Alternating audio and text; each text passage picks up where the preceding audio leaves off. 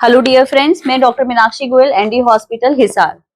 आज का हमारा टॉपिक है प्रेगनेंसी के जो शुरू के 3 महीने होते हैं उसमें जो ब्लीडिंग होती है वो क्या नॉर्मल होती है या एबनॉर्मल होती है, उसके क्या रीजन रहते हैं और वो ब्लीडिंग क्यों होती है। जब भी कोई कपल होता है जिसकी प्रेगनेंसी होती है और प्रेगनेंसी में अगर शुरू के 3 मंथ में ब्लीडिंग हो जाए तो उनको बहुत ही स्ट्रेस हो जाता है, एंजाइटी हो जाती है, टेंशन हो जाती है। इनफैक्ट हर फैमिली मेंबर को बहुत ज्यादा स्ट्रेस होता है कि ये ब्लीडिंग क्यों हुई है और उसका वो वजह जानना चाहते हैं, रीजन जानना चाहते हैं। तो आज के इस वीडियो में हम वो सारे रीजंस के बारे में डिस्कस करेंगे कि प्रेगनेंसी के शुरू के 3 मंथ्स में जो ब्लीडिंग होती है, कौन सी ब्लीडिंग नॉर्मल है और कौन सी ब्लीडिंग एबनॉर्मल है। डियर फ्रेंड्स, जब प्रेगनेंसी लगती है, जब आप पीरियड मिस करते हो, काफी बार ऐसा होता है कि उस वक्त आपको ब्लीडिंग होती है। इस ब्लीडिंग को हम इम्प्लांटेशन ब्लीडिंग बोलते हैं, जो कि बहुत ही हल्की होती है, स्पॉटिंग की तरह होती है या फिर लाइट मेंसेस की तरह होती है और इसमें आपको पीरियड्स जैसा पेन भी रहता है, जिसे कई बार कुछ लोग पीरियड्स ही समझ लेते हैं और उस टाइम जो प्रेगनेंसी होती है उनको पता नहीं चलती। और जब सेकेंड मंथ में प्रेगनेंसी जब पीरियड्स नहीं आते हैं तो वो सोचते हैं कि अब हमको प्रेगनेंसी हुई है। तो वो सोचते हैं कि हमारे को 1 मंथ की प्रेगनेंसी, लेकिन उस वक्त तक 2 मंथ की प्रेगनेंसी होती है। तो ये एक बहुत ही नेचुरल फिनोमेना है जिसे इम्प्लांटेशन ब्लीडिंग कहते हैं। तो कभी भी आपके पीरियड मिस हो रहे हैं या आपको पीरियड मिस हो रहे हैं लेकिन उस टाइम आपको हल्की ब्लीडिंग आ रही है, स्पॉटिंग आ रही है, तो आप एक बार जरूर से अपना प्रेगनेंसी टेस्ट कराएं। ये शुरू का फर्स्ट मंथ बहुत ही इंपॉर्टेंट होता है। आपको फॉलिक एसिड खाना होता है, 15-20 डेज पे एक अर्ली अल्ट्रासाउंड होता है जो कि जरूरी होता है। वो सारी चीजें आपकी मिस हो सकती हैं और कई प्रिकॉशंस होते हैं जो प्रेगनेंसी में जरूरी होते हैं, वो भी आपके मिस हो जाएंगे। सेकेंड रीजन जो होता है ब्लीडिंग होने का, वो होता है प्लेसेंटा सेपरेशन। प्लेसेंटा क्या होता है, पहले हमें ये जानना जरूरी है। प्लेसेंटा, जिसे हम नॉर्मल भाषा में अवल नाल बोलते हैं, ये जो हमारा गर्भाशय होता है और इसके अंदर शिशु होता है। तो शिशु को माँ से सारी खाने पीने की चीजें, सारी गैसेस, ग्लूकोज, प्रोटीन अवल नाल से मिलती है, प्लेसेंटा से मिलती है।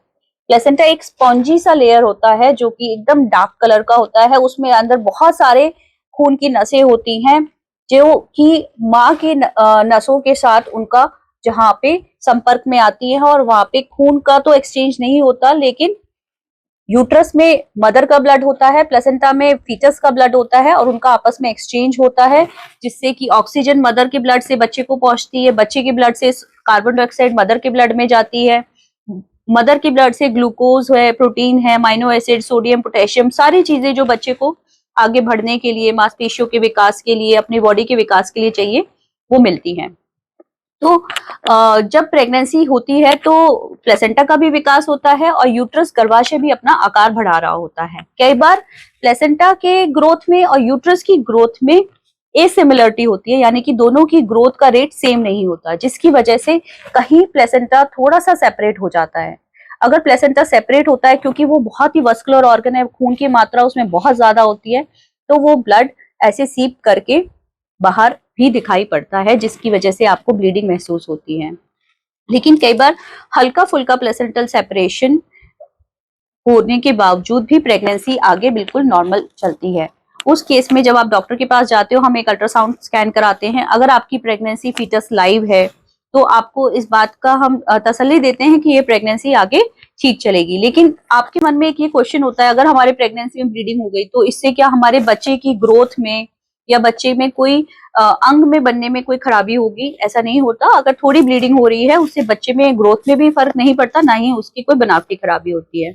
लेकिन सपोज अगर ये प्लेसेंटल सेपरेशन ज्यादा हो जाता है कि बच्चे को जो सारी रिक्वायरमेंट, न्यूट्रिशनल रिक्वायरमेंट्स पूरी नहीं हो पा रही हैं, तो उस केस में बच्चे की अंदर हो सकता है बढ़ना रुक जाए और वो आपका फिर अबॉर्शन में कन्वर्ट हो जाए। तो प्लेसेंटल सेपरेशन के लेकिन इस तरह अबॉर्शन होने के चांसेस कम होते हैं। नॉर्मली अगर आपका लाइव फीटस है तो आगे प्रेगनेंसी ठीक ठाक कंटिन्यू, इसके 90% चांसेस रहते हैं। अगर आपके प्लेसेंटल सेपरेशन है तो हम आपको बेड रेस्ट की सलाह देते हैं, आपके आपस में रिलेशन, इंटरकोर्स अवॉइड करने के लिए बोलते हैं और आपको कुछ मेडिसिन देते हैं, हार्मोन्स वगैरह मेडिसिन देते हैं, जिससे कि प्लेसेंटल सेपरेशन वहीं की वहीं रुक जाए। थर्ड रीजन होता है कि लो लाइंग प्लेसेंटा होता है, कि प्लेसेंटा बिल्कुल ही नीचे होता है, जो कि बच्चेदानी का गर्भाशय का मुख होता है उस पे होता है, जिसकी वजह से कभी कभी थोड़ी थोड़ी ब्लीडिंग हो जाती है। अगर आपको ब्लीडिंग हो रही है और आपका प्लेसेंटा लो लाइंग है तो उस केस में आपको कहा जाता है कि एक्सर्शन नहीं करना और आपस में रिलेशन नहीं बनाने, इंटरकोर्स नहीं करना, और साथ में कुछ मेडिसिन दी जाती है। जैसे जैसे प्रेगनेंसी आगे बढ़ती है, जो प्लेसेंटा नीचे होता है वो ऊपर हो जाता है और ये प्रेगनेंसी वाली ब्लीडिंग रुक जाती है। तो इन केसेस में भी बच्चे को कोई खतरा नहीं होता है और प्रेगनेंसी बिल्कुल ठीक ठाक आगे बढ़ती है। नेक्स्ट रीजन है कि एक्टोपिक प्रेगनेंसी।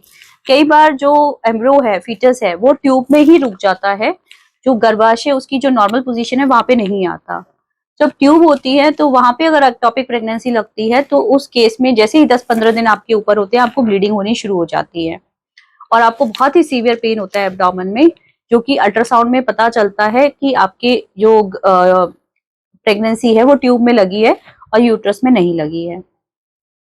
एक्टोपिक प्रेगनेंसी पे हमने एक बहुत ही डिटेल वीडियो बनाया है, आप नीचे दिए गए डिस्क्रिप्शन लिंक में जाके उसको देख भी सकते हैं।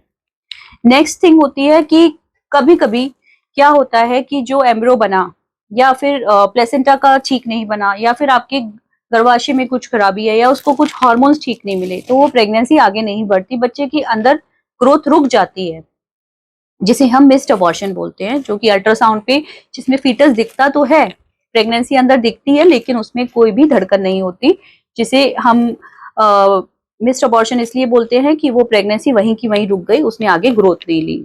ये इस वजह से होता है, ज्यादातर 50% में रीजन ये होता है कि जो आपके अंदर फीटस बना है, एम्ब्रो बना है, उसमें कोई ना कोई डिफेक्ट था जिसकी वजह से उसकी ग्रोथ आगे रुक गई है।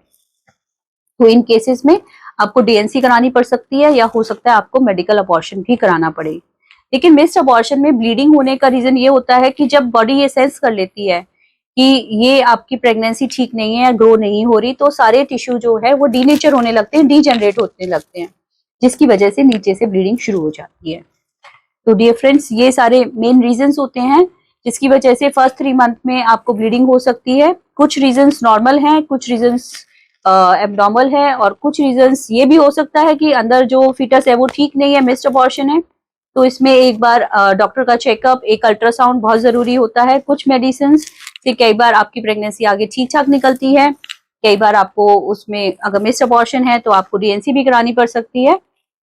तो उसको गौर करना बहुत जरूरी है। प्रेगनेंसी में फर्स्ट ट्राइमेस्टर में अगर कोई ब्लीडिंग हो, उसे आप बिल्कुल ऐसे मत सोचो कि ये नॉर्मल है और उसका कोई भी ट्रीटमेंट जरूरी नहीं है, कुछ ना कुछ प्रॉब्लम हो भी सकती है, तो उसका चेकअप जरूर कराएं। आई होप दोस्तों आपको ये वीडियो अच्छा लगा होगा, तो प्लीज इसे वीडियो को लाइक, कमेंट और शेयर करिए और फिर मिलते हैं दूसरे वीडियो में एक और इन्फॉर्मेशन के साथ।